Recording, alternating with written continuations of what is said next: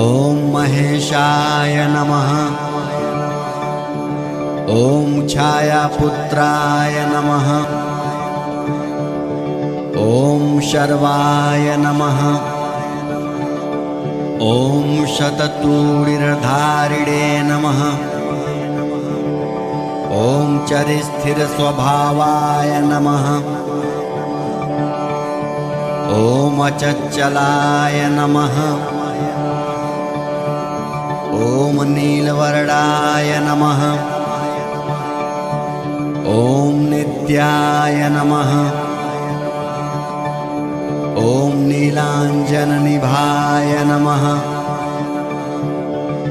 ॐ नीलाम्बरविभूषणाय नमः। ॐ निश्चलाय नमः। ॐ वेद्याय नमः।